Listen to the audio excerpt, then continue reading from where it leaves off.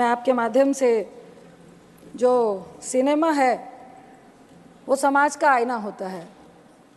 हम लोग बड़े हुए हैं सिनेमा देखकर और काफ़ी इन्फ्लुएंस करता है सिनेमा पिक्चर्स हमारी लाइफ में, खासकर युवाओं की लाइफ में। आजकल कुछ इस तरह की पिक्चरें आ रही हैं, अगर आप कबीर से शुरू करें, पुष्पा से शुरू करें, और अभी एक एनिमल पिक्चर चल रही है। मैं आपको कह नहीं पाऊँगी कि मेरे बेटी के साथ भी बहुत सारी बच्चियाँ थी जो कॉलेज में पढ़ती हैं, सेकेंड ईयर में पढ़ती हैं। आधी पिक्चर में उठ के रो के चली गई कि इतनी आखिर हिंसा और इतना वायलेंस और महिलाओं के साथ डिसरिस्पेक्ट को जस्टिफाई करना पिक्चरों के द्वारा, मुझे लगता है कबीर में जिस तरह वो अपनी वाइफ को ट्रीट करता है और इस मूवी में जिस तरह से वाइफ को ट्रीट करता है, और लोग और समाज और पिक्चर भी उसको जस्टिफाई करते दिखा रही है, ये बहुत ही सोचनीय विषय है।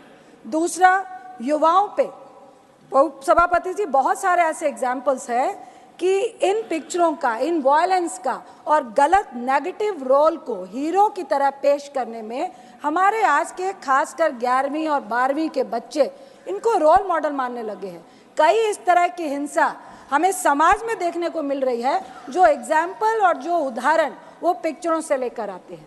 तीसरा, उच्च कोटि का इतिहास है पंजाब का, हरि सिंह नलवा का। उसमें एक गाना है कि फड़ के गंडासी मारी अर्जन वैली ने।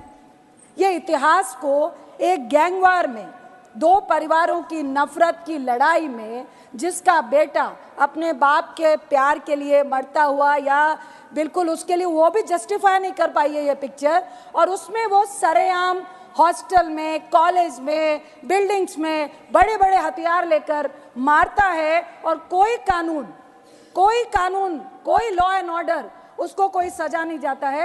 ये भी हम पिक्चर में जस्टिफाई कर रहे हैं। जहां तक अर्जन वैली का सवाल है उपसभापति जी, हरि सिंह नलवा जो कमांडर इन चीफ थे सिख फौज के, जिन्होंने मुगलों के खिलाफ, जिन्होंने अंग्रेजों के खिलाफ उनकी बढ़ती हुई सत्ता को रोकने के लिए लड़ाई लड़ी थी, उनका बेटा था अर्जन सिंह नलवा, जो पाकिस्तान के गुजरा से, वो जब पूरा इंडिया हमारा एक साथ था, और उन्होंने कई मुसलमानों को 1947 में बचाने का काम किया था। इस उच्च कोटि के इतिहास को आप एक गैंगवार में, आप उस गाने को बैकग्राउंड में दिखा के, जो हमारी धार्मिक आस्था को भी बहुत ज़्यादा दर्द महसूस करवाता है।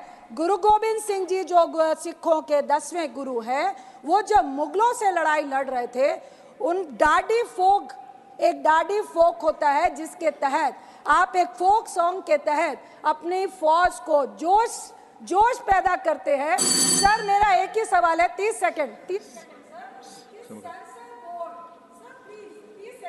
माइक ऑन कीजिए प्लीज।